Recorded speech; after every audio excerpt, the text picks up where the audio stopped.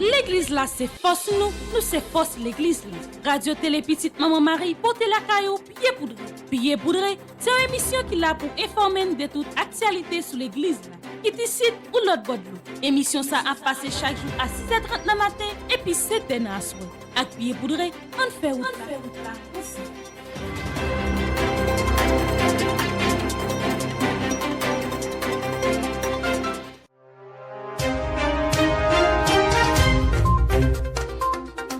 Bienvenue dans Pied Poudré, votre rendez-vous d'information consacré aux faits marquants de nos communautés. Au sommaire cette semaine, un aperçu précis de l'actualité religieuse, sportive et sociale, ces événements qui rythment de la semaine et témoignent des dynamiques à l'œuvre dans le monde. Concernant les actualités locales, l'Église universelle célèbre le dimanche des Rameaux le 30 mars 2026 dans une ferveur renouvelée. Le 23 mars 2026, la Fédération des Amis de la Nature marque ses 40 ans et présente son bilan écologique. L'archidiocèse de Port-au-Prince publie le 25 mars 2026 une note officielle sur le déroulement de la messe chrismale. Le ministère du Commerce publie une note rappelant l'interdiction de la vente illégale de carburant sur la voie publique le 28 mars dernier. À l'international, le 29 mars 2026, la messe du dimanche des Rameaux célébrée par le pape Léon XIV sur la place de Saint-Pierre. Le 28 mars 2026, le pape Léon XIV rassemble plus de 15 000 fidèles au stade Louis de Monaco pour la Sainte Messe. En culture et société, Abigail Alexandre est couronnée championne du concours international d'éloquence francophone. En sport, Melchi Dumornay classé 3e Ballon d'Or féminin 2026. Ne bougez surtout pas, votre journal Pied Poudré vous revient dans un instant.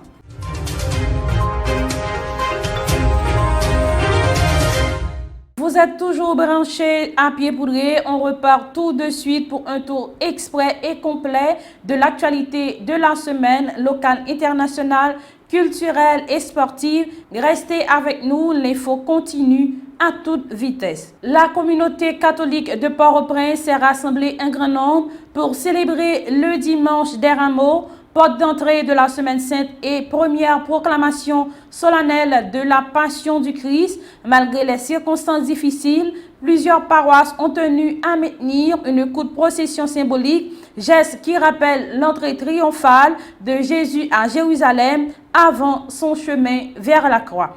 La célébration eucharistique a ensuite pris un ton plus grave et méditatif, marqué par la lecture intégrale du récit de la Passion. Moment central de cette liturgie, les fidèles ont écouté avec recueillement les étapes du chemin de Jésus, la trahison, l'arrestation, le procès, la souffrance et la crucifixion. Cette proclamation qui contraste avec la joie des Rameaux a invité chacun à contempler le mystère du don total du Christ pour l'humanité. Dans un contexte social tendu, cette liturgie de la Passion a résonné avec une intensité particulière. Beaucoup ont exprimé leur désir de paix, de stabilité et de renouveau spirituel, voyant de la croix un appel à la persévérance et à l'espérance. Les autorités ecclésiales ont rappelé que la Passion du Christ demeure un chemin de solidarité, de compassion et de prière particulièrement nécessaire pour accompagner le pays dans cette période éprouvante. Faisons ensemble un retour sur quelques extraits de cette célébration dans la zone métropolitaine. Même Jean a Foulio qui t'a acclamé Jésus, le t'a entré Jérusalem, on nous suit maintenant, on nous fait compliment de lui, on nous fait possession à cœur.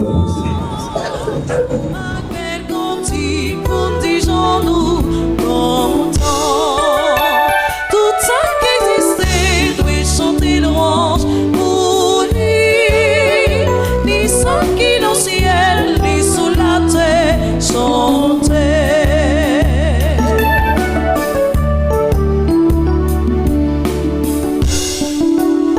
Tout ça bon Dieu fait doit chanter louange lui.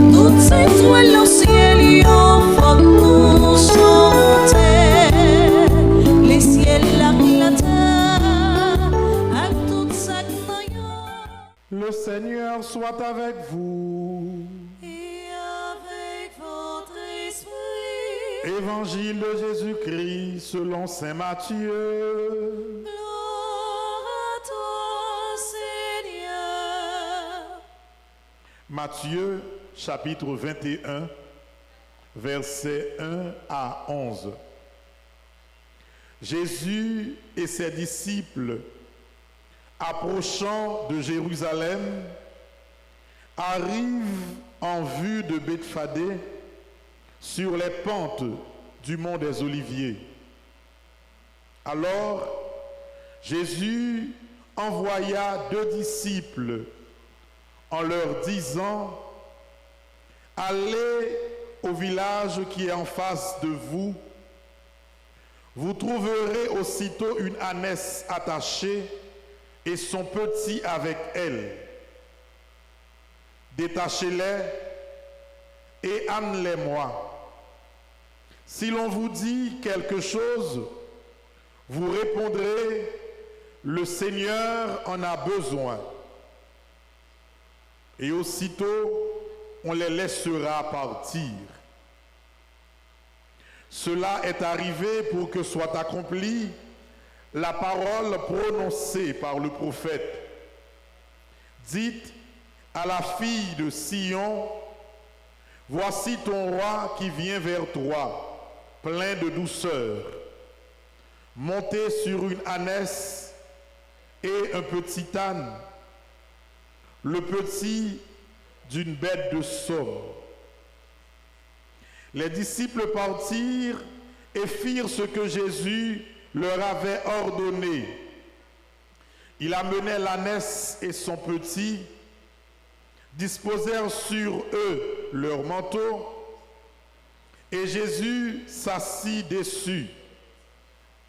Dans la foule, la plupart étendirent leurs manteaux sur le chemin, et d'autres coupaient des branches aux arbres et en jonchaient la route. Les foules qui marchaient devant Jésus et celles qui suivaient criaient: Hosanna au fils de David. Béni soit celui qui vient au nom du Seigneur. Hosanna au plus haut des cieux. Comme Jésus entrait à Jérusalem, toute la ville fut en proie à l'agitation et disait: qui est cet homme?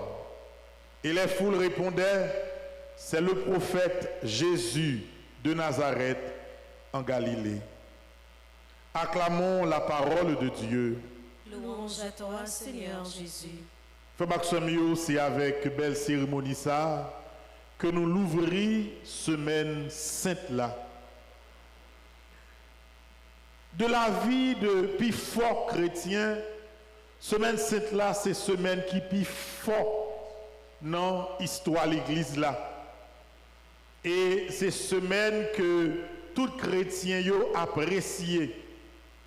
Non seulement c'est une semaine de prière complète, côté nous pral gagner le tridium pascal, d'abord retraite pascal là, n'a gagné la messe de la Sainte Seine, n'a gagné la messe chrismale, n'a gagné les cérémonies du vendredi saint, et n'a gagné également toute messe qui est liée avec veillée pascale et résurrection Christ là. À l'occasion de son 40e anniversaire, la Fédération Amis de la Nature a organisé une cérémonie à la réserve sur l'écologie nationale. L'événement a permis de dresser un bilan complet de la situation environnementale du pays, marquée par la déforestation, l'érosion et la perte de biodiversité.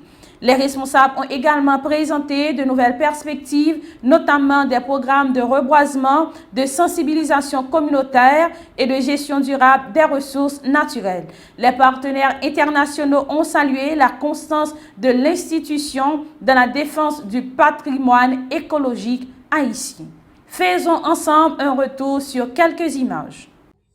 En organisant une marche, la Fédération des Amis de la Nature, en organisant une marche mobilisatrice de la jeunesse haïtienne le 25 avril 1986. Dans un pays en crise, confronté à une déforestation déjà alarmante et une dégradation environnementale accélérée, ces pionniers ont compris que la liberté politique nouvellement acquise pour être durable doit être accompagnée par un regard stratégique des enjeux environnementaux. La fédération est née de cette conviction, à savoir, on ne peut construire une démocratie durable sur un territoire en ruine. Lorsque justement nous parlons de cette fédération, aujourd'hui c'est un contexte particulier, parce que cette célébration, d'un côté, revêt une importance capitale. D'abord, c'est une prise de conscience mondiale accrue des enjeux climatiques et de la biodiversité. Ensuite, une crise institutionnelle et sécuritaire en ce qui concerne cette réalité. Jamais, et je le redis, jamais, le message des fondateurs de la Fédération des Amis de la Nature n'aura été aussi actuel. Quel est ce grand message? L'écologie n'est pas un luxe de pays riches. C'est une condition de survie pour Haïti. Je reprends, l'écologie n'est pas un luxe de pays riches, c'est une condition de survie pour Haïti. Il y a plusieurs raisons qui justifient la célébration du 40e anniversaire de la Fédération des Amis de la Nature, en collaboration avec le ministère de l'Environnement. D'abord, c'est un devoir de mémoire et de transmission. Quand je dis devoir de mémoire et de transmission, cela veut dire 40 ans plus tard, cette fédération a atteint l'âge de la maturité. C'est le moment de rendre un hommage éloquent aux pionniers. Dans une communication adressée au clergé et aux fidèles le 25 mars 2026, l'archidiocèse de Port-au-Prince a précisé les modalités d'organisation de la messe chrismale 2026. La note rappelle le caractère central de cette célébration, au cours de laquelle les huiles saintes sont bénies et les prêtres renouvellent leurs promesses sacerdotales. L'archidiocèse insiste sur la participation active des paroisses et sur l'importance de vivre ce moment dans un esprit d'unité et de communion ecclésiale. Faisons ensemble la lecture de cette lettre. Archevêché de Port-au-Prince, le 25 mars 2026. Note de l'archevêché aux prêtres, religieux, religieuses et fidèles de l'archidiocèse de Port-au-Prince. Pax et bonum. La messe chrismale sera célébrée à Petit-Goâve le 1er avril 2026 à 8h30 am en l'église Notre-Dame de l'Assomption. Elle sera présidée par son Excellence Monseigneur Ruismic Jean-Charles, évêque auxiliaire de Port-au-Prince, à Saint-Pierre de Pétionville le jeudi 2 avril 2026 à 8h30 am par son Excellence Monseigneur Maxora Mésidor, archevêque métropolitain de Port-au-Prince. Les curés de paroisse et responsables de communauté sont priés de se faire accompagner d'une délégation de catéchumènes et de candidats à la confirmation. Une très belle et sainte montée vers Pâques à vous tous, signé Père François Portin, chancelier.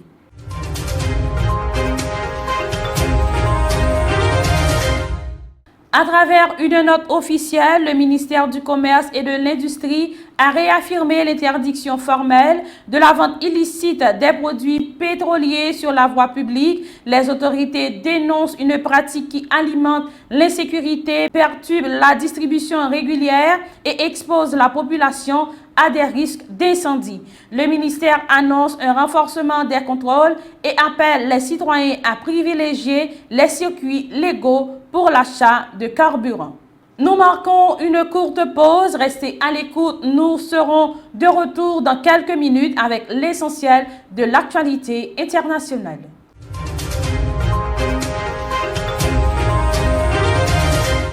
Nous sommes de retour, merci de rester fidèles à Pied Poudré. Nous reprenons à présent le fil de l'actualité avec les principaux faits marquants de la semaine à l'international.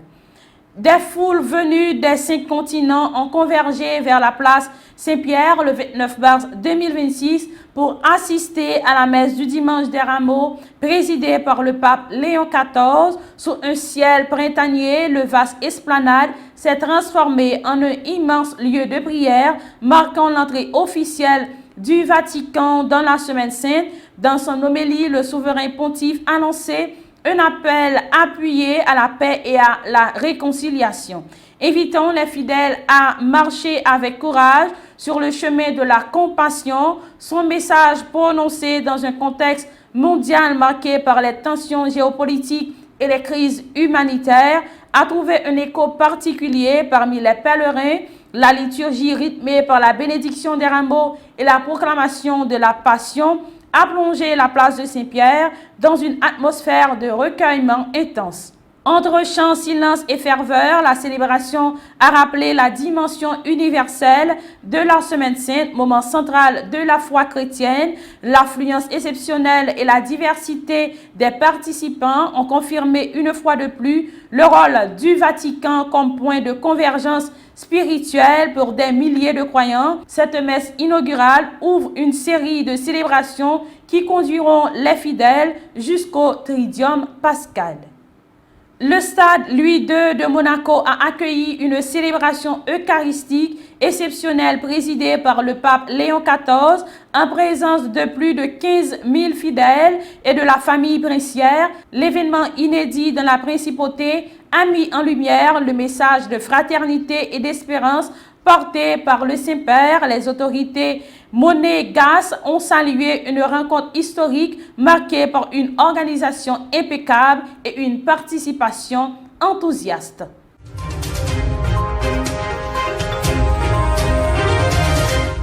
En culture, la jeune oratrice haïtienne Abigail Alexandre a remporté le prestigieux concours international d'éloquence francophone réunissant des candidats issus de plusieurs pays. Son discours, salué pour sa maîtrise linguistique, sa profondeur et son charisme, a conquis le jury. Cette victoire met en lumière le talent et la créativité de la jeunesse haïtienne tout en renforçant la présence du pays sur la scène culturelle internationale. Passons maintenant au sport. Le milieu offensif haïtien, Melchi Dumornay, continue de repousser les frontières du possible en se hissant à la 3e place du Ballon d'Or féminin 2026, une distinction qui la consacre parmi l'élite absolue au football mondial. À seulement 22 ans, la jeune prodige originaire de Mirbalais inscrit une nouvelle page d'or dans l'histoire du sport haïtien.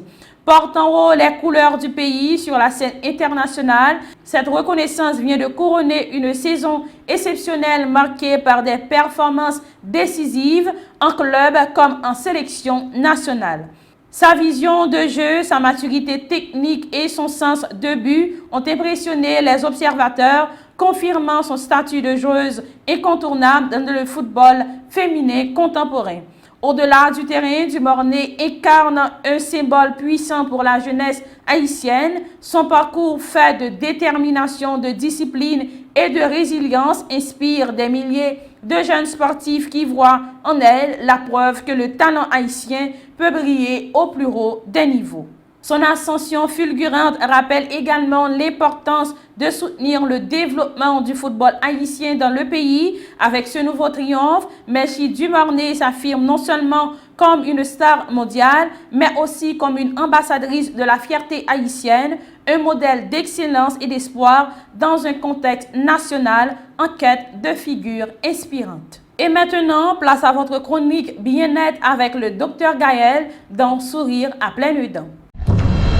Moi, c'est Gaël Gaspard, ou sur Radio Télé Petite Marie, pour suivre la rubrique Sourire à pleines dents. Une rubrique qui va apprendre nous qui gens pour prendre soin d'eux, qui gens pour prendre soin bouchou, qui va apprendre nous connaître tête ou piplis, qui va apprendre ou connaître qui gens pour embellir sourire. Sourire à pleines dents parce que chaque sourire mérite la soin. Pas oublier like, partager et puis commenter. Pas oublier tout abonner à Radio Télé Petite Marie. Premièrement, nous allons parler de vis là.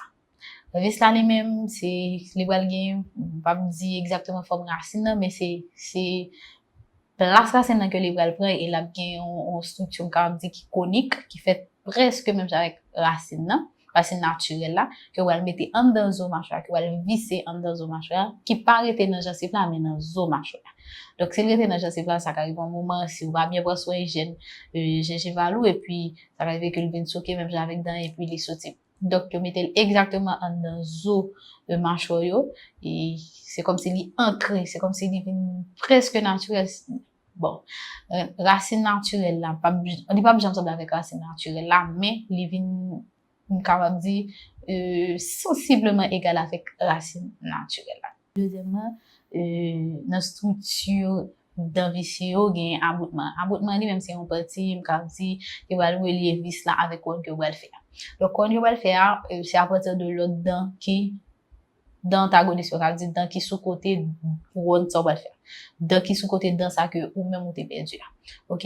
Donc on c'est à partir de nous va regarder de ça les va regarder sous teinte c'est-à-dire sous couleur le dent yo sous forme dent que tu gagné ça quand même arrivé que li demande une photo côté ça dépend de côté dent il y a par exemple si son dent devant quand mande photo que tu vas sourire pour ka ouais que j'en dent avant que tu perdu donc tout ça va le prendre en compte le va le faire couronne pour dent vicière donc c'est tout à partir ça c'est structure ça que dent vicière lui-même il y a une partie qui va rentrer dans un mâchoire qui c'est vis là et ensuite nous gain aboutement qui va relier vis là ensemble avec couronne qui va que ça lui même va le confectionner par rapport avec l'autre dent qui est dans bouche là par rapport avec gens dent où t'es perdu avant ça donc dans vis là lui-même li bail en assurance que prothèse classique là lui-même pas bail non seulement il fixe li va nan sorti et mettez et puis li bail on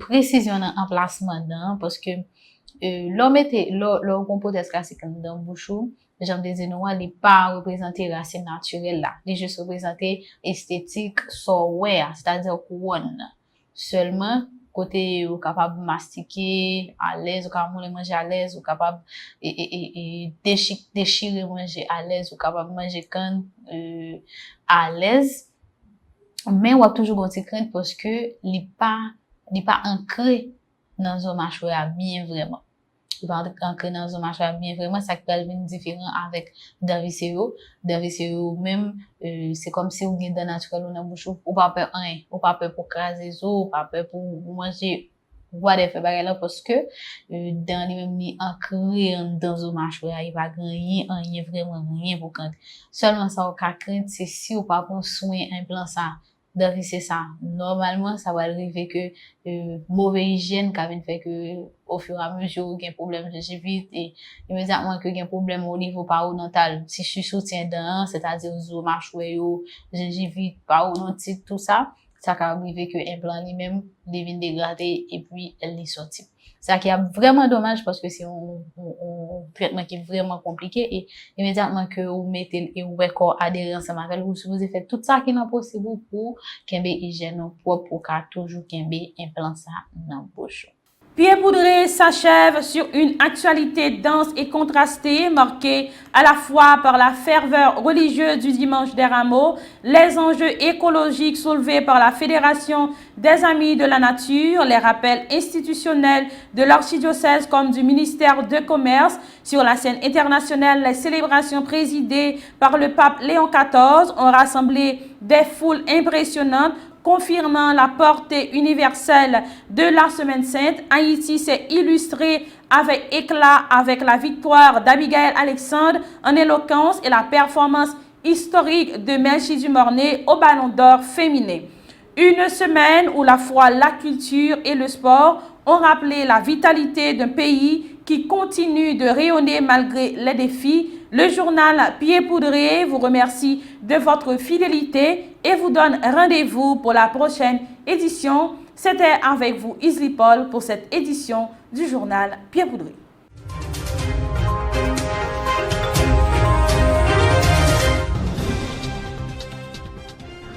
L'église l'église là, c'est force nous c'est force l'église là. Radio Télé Petite Maman Marie, portez la caillou, pied poudré.